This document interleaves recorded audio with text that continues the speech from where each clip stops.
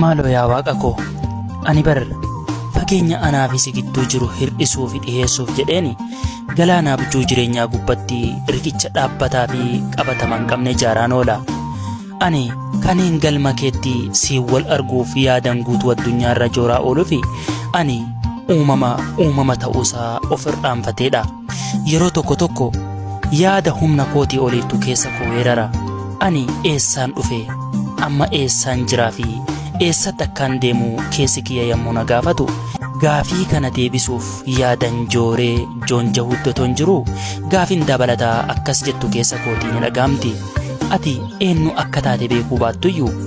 uumama taatee gara addunyaatti dhufuun keen oolle ta'us guyyaa meeqa addunyaarra ooltee ammas gara qilee akkuma nooyyeetti deebita. Kana gidduutti gaheen ati bahattummoo jira, tarii bultiin siif kennamee dhumatuuf jira kan jedhu gaafiin gaafirraan dabalamee akka bakakkaatti dhuphisee gurra koo tasgabbii yommuu dhorkatu icciitii waa'ee koo si biratti ifa ta'uu yaadadheeni bilbila intarnaashinaali teelekoominikeeshinii gara keetti dalgeessee haloo uumaa koo siin jechuu dadhabuu kootti immoo dukkana addunyaa pilaaneetota sirna soolaarii irraa fagaate keessa jiraachuu koo hubadheeni daran garaa of nyaadhe.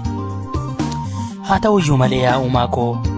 argamni birqaba muummee masara mootummaa kee bakka isaa beekuu baadhuyyuu argamni biroo keetii natti dhihoo ta'uusaa kaniin hubadhe ergan uumama naannoo kiyya jiran ija gaariin milladhee asii. Ati mootichi dachii fi samii anuma wajjin uumama naannoo kee jiran hunda doohachaa jiraachuu kee hubachuuf yommuu yaalu uumamtoonni hundi akka hoolaa abbaa jabaa qabutti sodaa tokko malee jireenya gaarii fi dhama qabu yommuu dabarsan bishaani nageenyaa fi mirga isaa koree nageenyaa fi eegdota qacarrii malee hojjetaniin eegamee gammachuu qabu ibsachuudhaan dambalii gamasii fi gamanatti faffacaasaa goda kanaa fi sana rurrukutaa dhagaan dhagaa kaan salaamaa sanatti daddarbaa goda kanaa sanatti dheebotaa toohatee dheebuu baasaa butee ittiin geejjibee fira isaatti geessee hariiroo uumamtoota wajjin qaban irra deddeebiin haaromfachaa seeraa fi heera uumamtootaa kabajee kan daare uffisee kan beelahee nyaachisaa gara gadiitti yommuu dhangala'u qilleensi hawaa keessatti eenyummaa isaaf abboomee ol aantummaa seeraa fi heera uumamtootaa mirkaneessuun guutuu addunyaatti haguugee hunda uumamtootaa biratti yommuu jedhamee fi bakka jedhametti argamuudhaan fedhii uumamtootaa akkaataa filannoo isaaniitiin bidoolee isaanii keessatti qubatee fedhii uumamtootaa guuta. Samaayin ammoo fedhii uumamtootaa eeguuf ol fagaattee niitorkii jabaa fi odeeffannoo fedhii uumamtootaa sassaabuu fi eeguuf humna gahaa qabu jaarrattee mirgaa fi dirqama heeraa fi seera uumamtootaa fi uumamaa bakka gahaa laattee akkaataa filannoo uumamtootaatiin gaafa barbaachise oowwaa, gaafa barbaachise qabbana, gaafa barbaachise dukkana, gaafa barbaachise ifa, gaafa barbaachise jiidhaa fi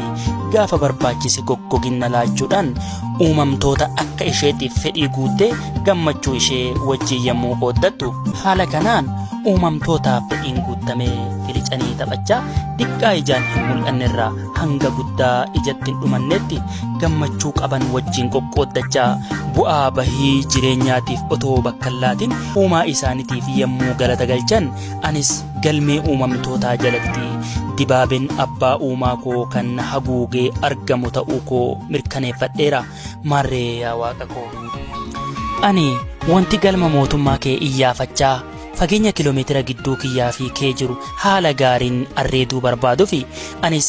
akka uumama tokkootti dirree konferansii keetti leenjii gahaa fudhadheeni gahee uumamtoota irraa eegamu bahachuudhaan mootummaa keetti faarfamee noobeelii jaalalaa badhaafamuu qofa otoo hin taane irra caalaa uumamtootaa ta'een waajjira keetti maqaa kiyyaan faarfamee miidiyaa keetii fi kaampaaniin maxxansa gaazexaa faaruu kee maqaa uumamtoota gaarii jedhamuun sutaa yommuu itti keewwatu itti aanee maqaan kiyya dubbistoota maamila kaampaanichaatti qabbana buusuun oduu gaarii ta'uun barbaada. Maarree yaa Waaqa koo, ani uumamtoota keessaa nama, namni immoo lama, namni tokko nama, tokko ammoo nammaadha. Ani filannoo gaarii namaa fi namummaa dachaadhaan horachuun barbaada. Maarree yaa Waaqa koo, yaada koo naa hubadhu. nama uumamtoota hunda wajjin hariiroo cimaa qabaachuun faarfamu qofa otoo hin taane nama waan ta'uuf uumame ta'ee argamee lamaan balbala jireenyaa duratti galmee seenaa raasu na godhi yaa Waaqa koo.